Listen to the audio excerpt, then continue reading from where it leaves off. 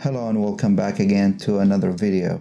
Today we're going to explain how to use the primary colors here. And those are the essential colors that you can mix anything you want to paint with. And just a note, these colors, you can't mix others to make them. So those are essential colors. They are very important, and by using them, you can actually create so many variety of colors out of these three. In addition to the white, that will make it just lower values, and to lighten it up, just to see what kind of colors you could come up with and what kind of values you could come up with, like shades, as we discussed before. So before, we discussed how we actually use only this color, which is the burnt umber, just to practice, and then we added the white to it so we can deal with different variety shades. Now today I'm going to explain how to use those three and how to mix them, and a little demo of a painting, a small section, so you can see how we can use the oil using, simple variety of brushes. So those are the three colors. So you have yellow, blue, and red. Those are the primary colors that you need. You can mix anything. You can paint whole paintings with only these three. Now, it doesn't matter what kind of yellow and what kind of blue and what kind of red you are using, because it really doesn't matter in the early stages of learning how to paint. Is just need those three. So an advice for you, if you want to buy colors in the beginning, on your practice, find the cheapest one, find those the primary colors. You can buy them individually from the art stores, or you can buy a set with those and they add white and black to it. I'm not using black today because I'm going to show you how you actually get a black without even using black. So first we add some blue, some red, and some yellow, and also I'm using some white here because that would help us to see how the colors look when we add some white to it to lower the value of it, to make it lighter. Alright, so if we started mixing from out of these three, and we know what happened when you mix the blue with red.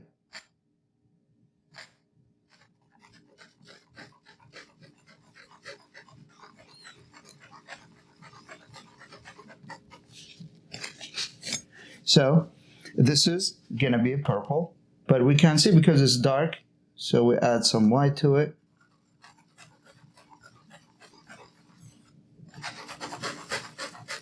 Just to give you a note, if you're mixing or try to start painting on a white background, it will make the light colors darker. Okay?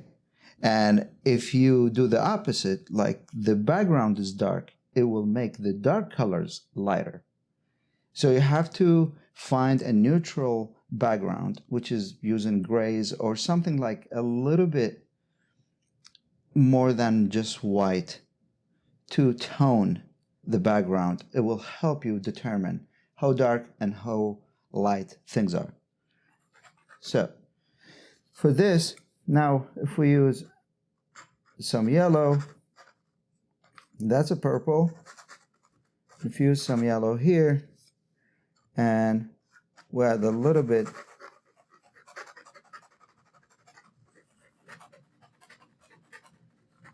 of red to it, you end up with this orangey color.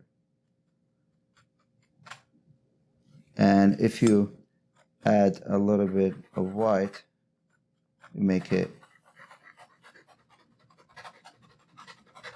lighter. As you see, I'm not using a lot. I just want to show you. Okay, what happened if we use yellow and we add green to it, and we add blue you'll end up with green. Now, you can make this more bluish, which is you add more blue to this side, or you make it more yellow.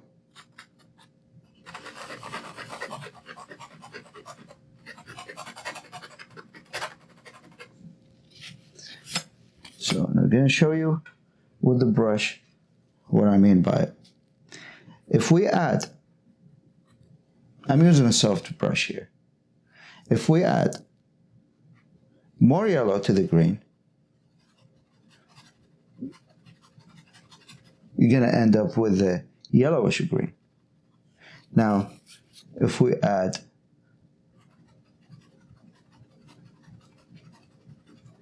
more blue to it, it's going to be a bluish green, which is we'll end up with light turquoise. If we add white to it, you can see it. Now, if you add white to this side to make it even lighter. So, what happened when we mix the yellow and red? Let me add more yellow. The ratio should be 1:1. And then I add to it blue.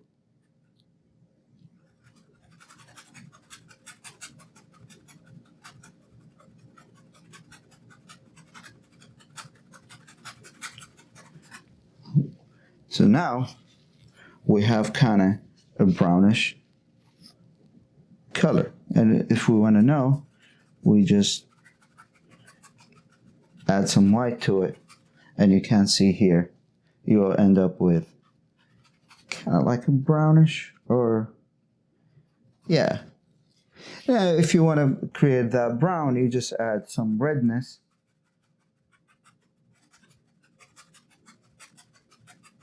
To it, and a little bit of a blue.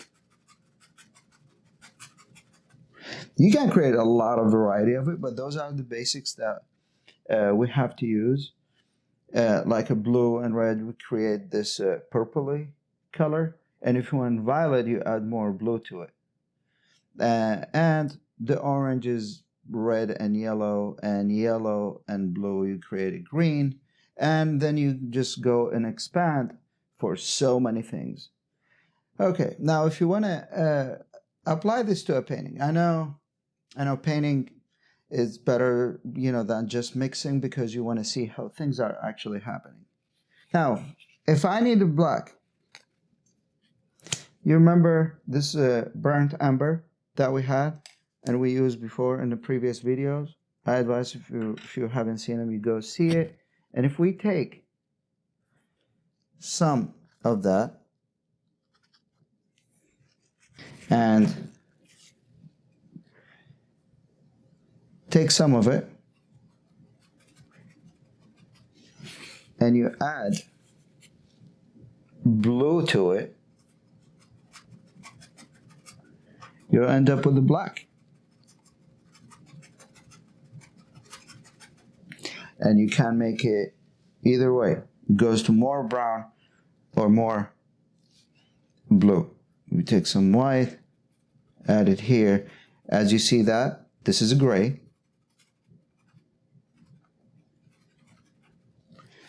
And we obtain that just from the burnt umber that we use and add blue to it to create black. So literally you have just those three colors, you can make everything. Now, for a painting part, let's say we want to make a landscape.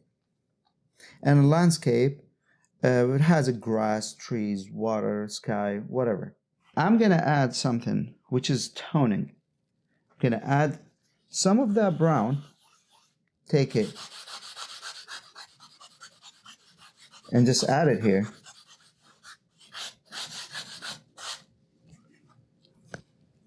Okay, take more. As you can see, I haven't even used any solvent. Do you use any turpentine or anything from the first video so far? I'm just using the oil that comes with the paint itself. So toning down the background, it will help and gives you the better color value. So let's say we want, and I'm going to show you the mistakes that a lot of beginners do when they do grass. Let's say you need a green, right? So everybody just, they use sometimes the green tube by itself and just squeeze it, take some, and just go like this. It just,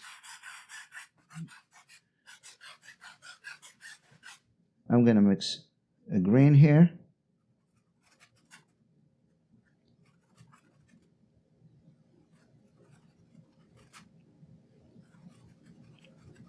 Okay, so that's green, and they just, I'm gonna use this area here because to show, just to show, and they just go like this. And just to fill it up. It's not bad, but I just want to show you that grass has, for example, just go ahead and see and look at the grass in your area. Just look how many things in it. There's some that it's super green, and some of them are yellowish, some of them are dry, some of them are really so there's a variety, and there are sticks, there are some yellow stuff, you can't just go ahead and cover the entire area and you expect it, it's like, it's going to turn into a carpet. Okay, you don't want that flat area that has nothing in it.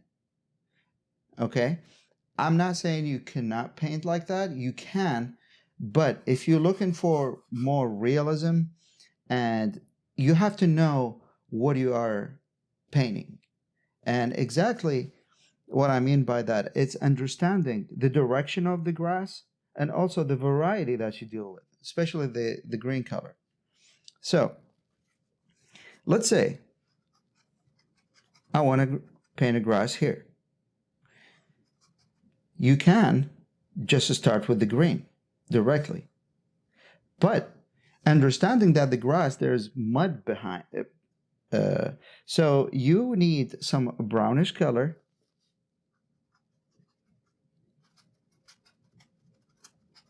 Okay.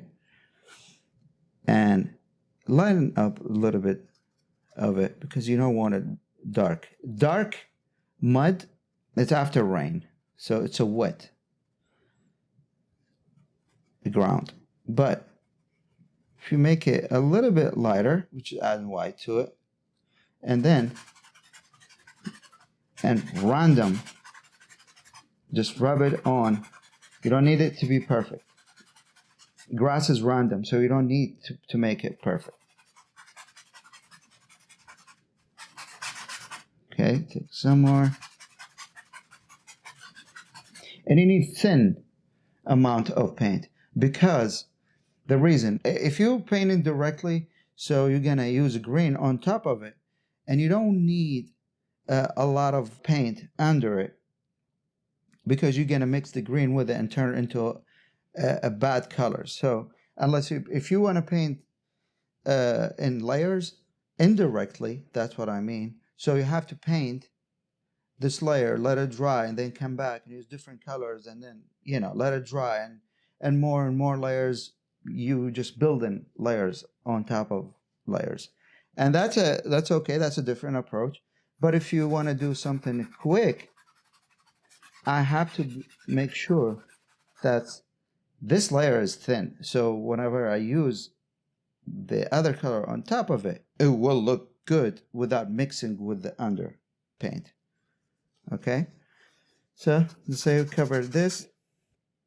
Now I need more green here, and I'm gonna mix more variety of it. So there is a green here. I need it to be more yellowish here. Let me mix some of this mud thing that we created with it. Don't use straight colors. And this is my advice to you. If you want to reach a good level of realism, do not use straight colors and put it there unless it's a fantasy world or a cartoon. Yes, because colors in nature are not super clean.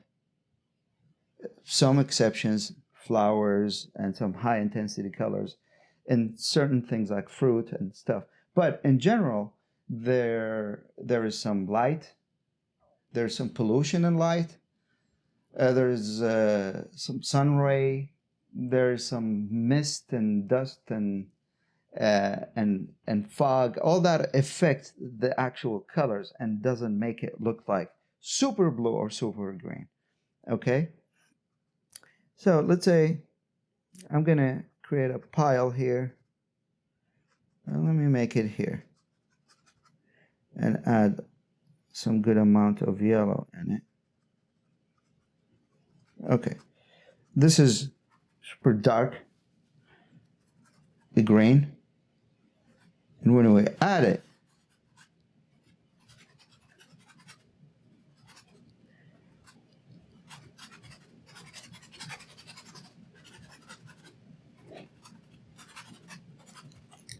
we're gonna build the colors.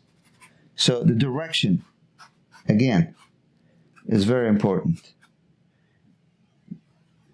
Now, make it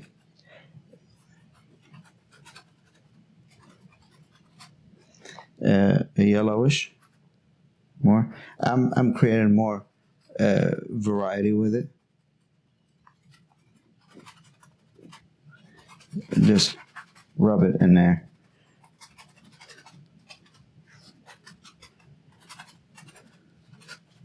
Okay, there are parts in the grass also dark. So what you do is you take some of that black and put it there.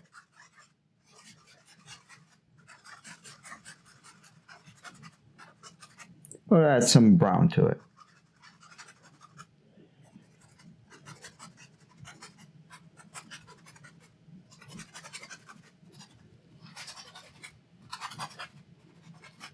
Have a different variety of direction also create a good realist effect.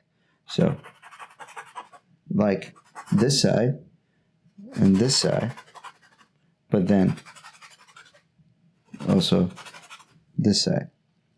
Now we need a lighter version. Let me add some white to here.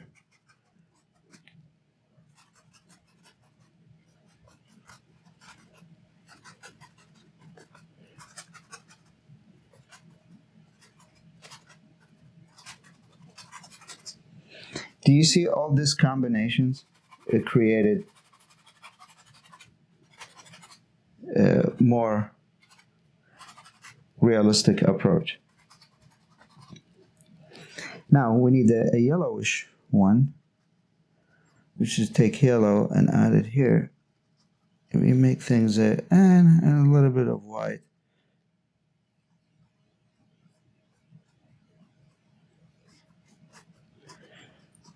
As you can see, I'm using, I need it to be a little bit higher value. And I'm not pressing hard at this stage because I already added like almost two layers. And if you press it, you're gonna mix it with the layer underneath, and then you lose the effect. So be gentle and give just different direction.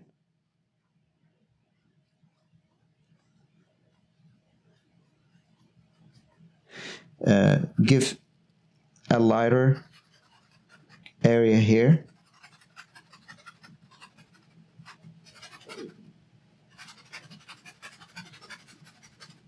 so there's no grass. The variety is very important. So there's some stems here, or branches, or bushes, have some variety in it. Now I want to put like something super, like high value green. Let's see.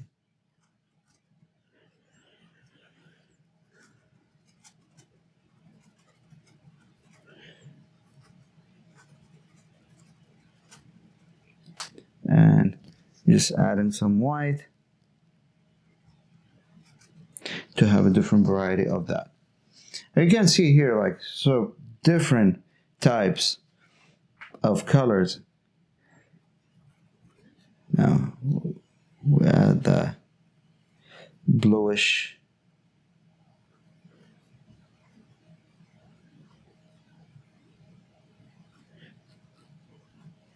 I'm not careful about it because it has to be random.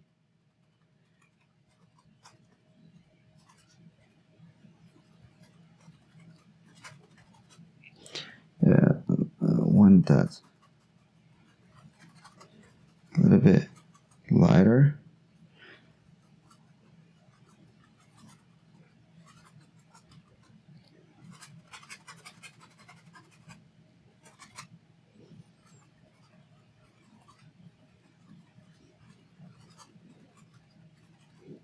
Now get some of the brown here to add the mud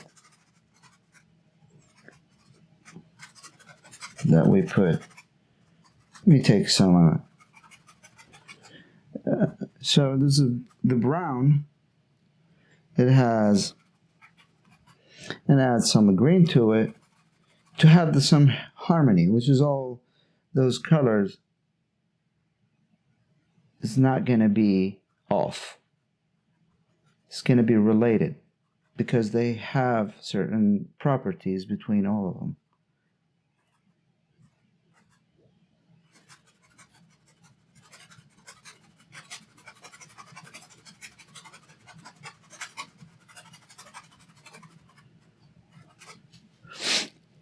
Okay, now another way is using a bristle brush here. So that can give marks, like really obvious marks. We take some of the, so this yellow is already dirty, as you see, and turn it into a light, a yellowish green. Can use it, and you just add some of the notes. If you can't see it in the camera, let me add some white to it, so it's going to be obvious. Don't press hard, just drag. Put the brush and move it.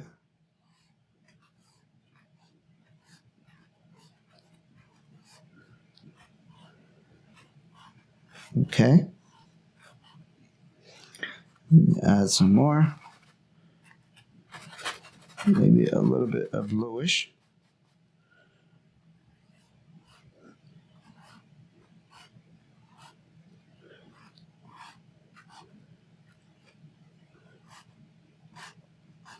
Okay. Just add some accents that. Okay. And there are some like a dry type of weed or grass that you can flip your brush and just scrape that.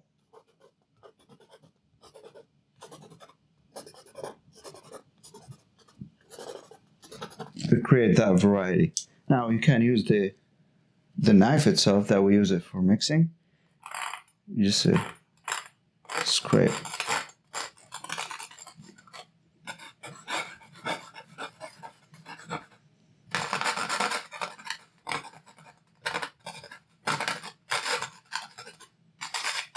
And just add to it. Not all the same direction, some different direction. And you have to just you judge it, have some specific amount, you look at it and say, all right, that's enough. Now, the back area, we can use white and add it to some of the green that we have here in this puddle and make it lighter.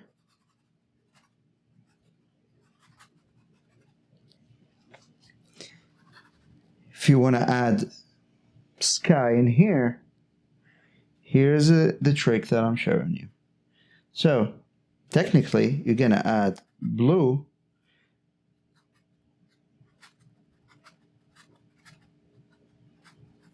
and white. Now my brush is dirty already with some of the green, and that will kind of lower the intensity of the color down and make it dirty. So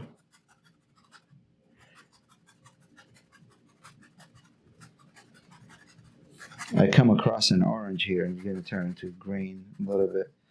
It's okay.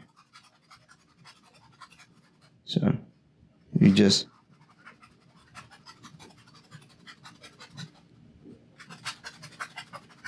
add that. Now, if you want to make it lighter, you take some of the white and add it.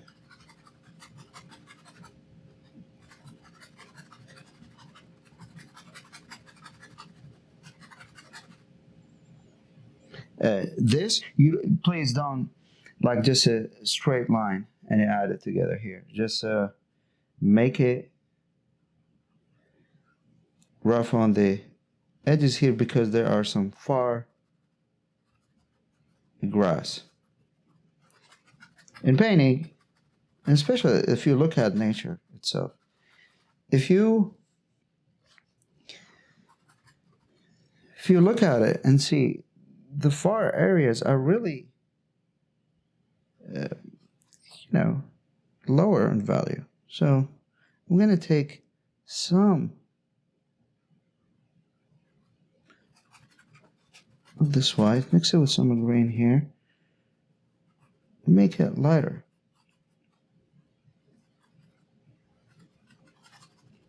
So because it's far away. And the areas that it's close to us here is going to be high contrast because it's close. So we can see it, and it's going to be darker.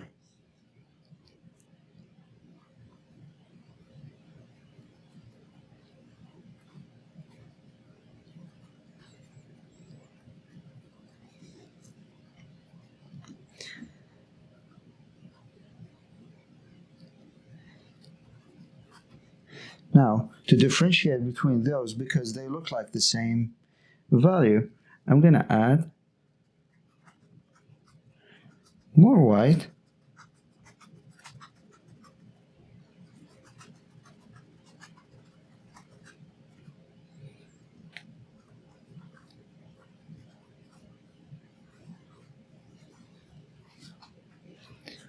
and add it here.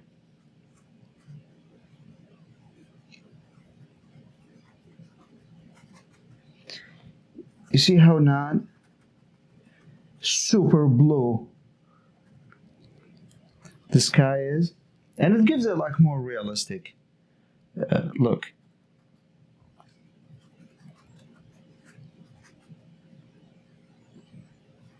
That will separate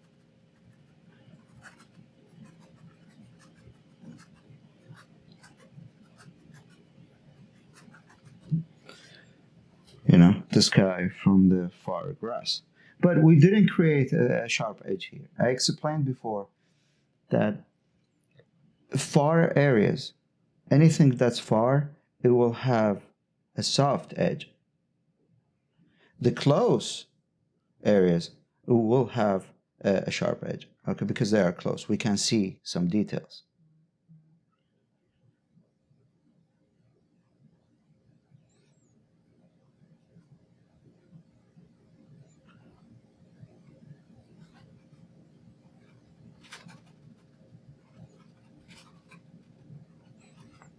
If you want to also make it add some drama to the simple things that we painted here.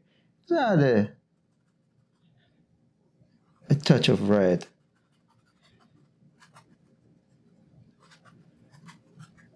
Add here and some brown, like dark areas.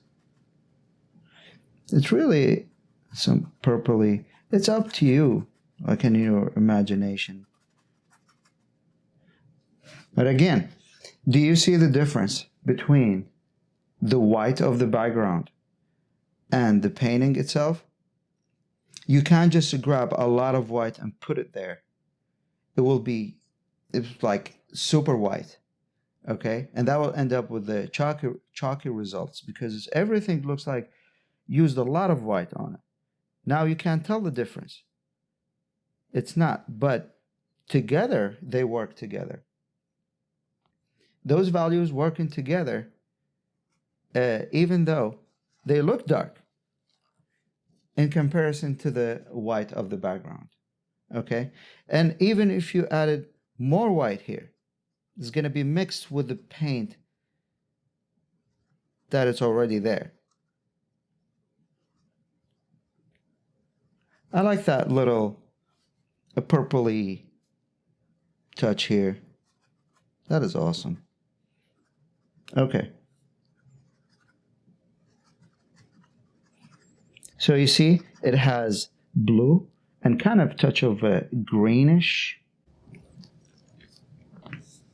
I hope you enjoyed this simple introduction to using the primary colors in oil painting, and I will see you in the next videos when I will explain different variety and how to use mixes and a lot of application into paintings. And I hope you enjoyed it. So thank you so much for watching and have a good day.